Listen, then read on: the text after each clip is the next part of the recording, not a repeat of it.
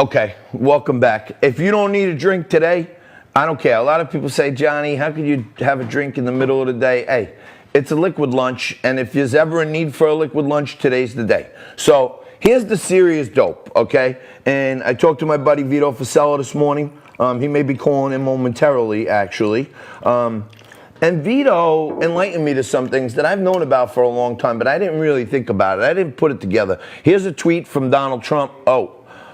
Fox News are one of the bigger perpetrators of this fraud because they let Trump let them in the hen house.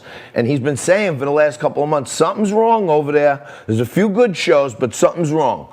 Now, let's get back to the money scheme. Okay, let's talk about the RICO case. You know, when a bunch of Italian guys all collude and they figure out a way to beat the system or something, and then they get rounded up in a big mob and brought in, and they call it a racketeering influence corruption organization. There is a RICO that's been foisted upon us Americans for a while now. And it's between the major news networks, academia, these liberal progressives that have taken over the college campuses of America, and the pollsters. And if you look at the polls, many of them come back to some real liberal college or university. So it shouldn't have been that hard to figure out. They go, let's put out some bad polls. The media picks them up, throws it out at all of us suckers. Oh my God, he's losing. Republicans are suppressed a little. Well, we're losing so big, my vote doesn't count. But the real scheme is when they say, all right, listen, Joe's winning big in Wisconsin. Joe's winning big in Pennsylvania. Joe's winning big in Florida. We got this thing. And they go to the big donors, like these guys in the Lincoln Project. They go to the big donors and say, hey, we got to spend more money to keep knocking Trump down. We got to let those guys over there, the big guy and Hunter and Jimmy Biden, we got to let them see that we're in the game. So they go to the big donors.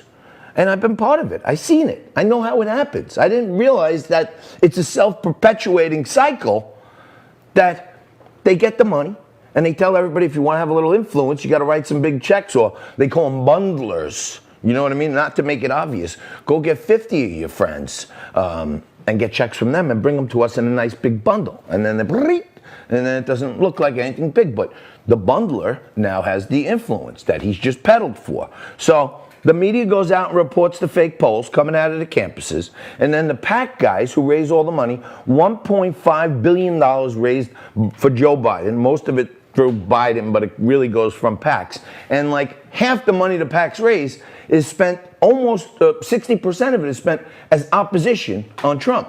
So the campaign only has to protect one flank, putting out their message, and then the PACs go out and shake everybody down off the fake news that they put money in.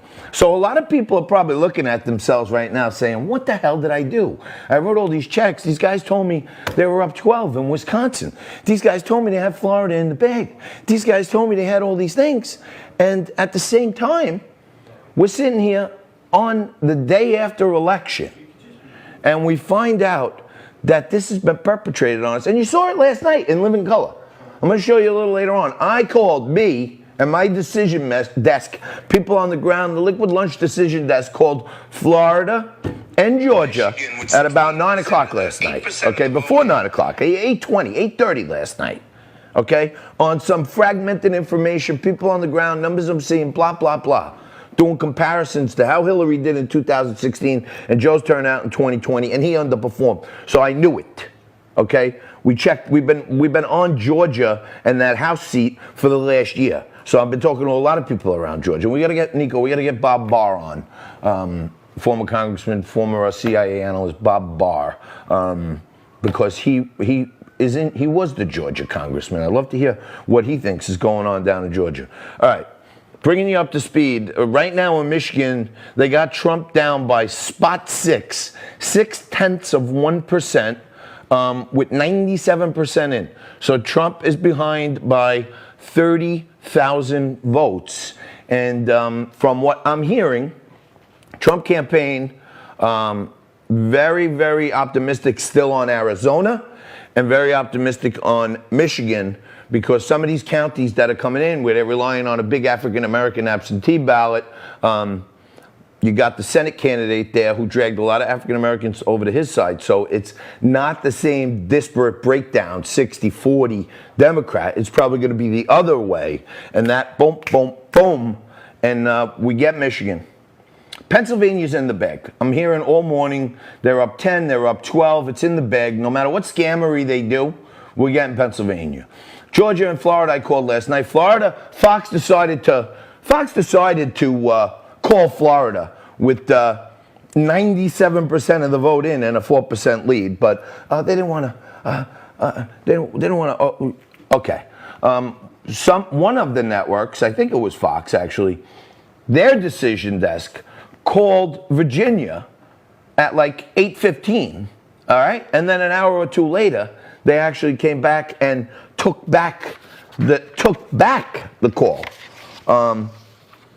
Nico, what do you want to go to here? Right here. Ready? Yeah. Okay.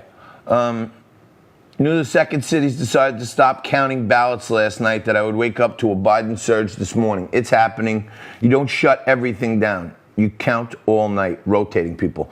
And Candace Owen says it's statistical impossibility in any county, anywhere, blue or red, that 140,000 ballots in a row would go to one candidate. It's just not possible. I don't care how blue or red the county is. And Steve Day says when you went to bed, Trump was ahead and counting miraculously stopped. When you wake up, it's resumed. Biden miraculously garnering Chavez-like totals in the dead of night. This is, and I don't want to get banned from Facebook, so I'm not going to say it, but you can read it, okay? It's happening, and I said it in the beginning. It's happening. They're trying right now. They're tabulating. You know, we're on Biz TV. We're on Biz Talk Radio. I got a lot of entrepreneurs, working people, but you know what I mean, regular folks that are on that tune into the show. And I gotta say, like, we got common sense, okay? And when just something don't pass the basic smell test, regular folk like you and I, blue, red, purple, whatever you are, okay? We hear this and we see what's happening, okay? Here's take a look at what this guy had to say, and it really rings true for right now on what they trying to pull off in the dark of the night last night. Look at this. When I left my party last night, every single person was incredibly optimistic about the results of the election. Trump was up big in Wisconsin, in Michigan, and everywhere he needed to be up big. And then all of a sudden, these states stop counting their ballots for hours. And then when everybody's asleep, all of a sudden they find thousands and thousands and thousands of ballots for Joe Biden. And nobody's buying this. This is a rigged system, rigged game right now. Trump needs to fight back. He's going to fight back. Join me in donating to his campaign. He needs our help. We can't let Joe Biden steal this election. This is craziness. This is absolute and utter craziness. And people are saying that they're saying it. That I don't want to say the word coup, but 140, there's no way, as Candace Owens puts it, there's no way, okay? I'll tell you this. I ran in an election that the establishment tried so hard to get me out of the race because I was making a difference and they didn't expect me as an outsider, that they literally threw me off the ballot multiple times. Okay, so I learned all about the sausage factory. And let me tell you, I went to court, and I went to court again. I went to the New York State Supreme Court, okay? And I won. And they put me back on the ballot the day before the election, forcing the first election to be only on paper because they didn't put me in the ballot. And I stood there and watched them count the ballots right in front of me. And what they do is they appoint a referee, okay? And depending on the jurisdiction you're in, it's a judge. If it's a Democratic county, the judge is a Democrat, so he appoints the referee. And they hold up two pieces of paper and say, this is John Tobacco's signature here on his election card, and this is John Tobacco's signature on the ballot. They look nothing alike. The Democratic referee goes, close enough. One for the Dems. Okay? So that's how it goes down. I saw it myself There's an operation underway to the highest levels of our intelligence agencies who've been covering up the whole Joe Biden catastrophe with Hunter, and now there is a cabal out there. We're over here, and we literally got to keep our eyes open. And when I played football as a kid, I was on special teams, my father would say, head on a swivel at all times so you don't get your clock cleaned. Everybody's got to have their head on a swivel right now because bad things are happening. But we'll keep you up to speed on the news with the booze. Smile, have a drink. We'll be back after this.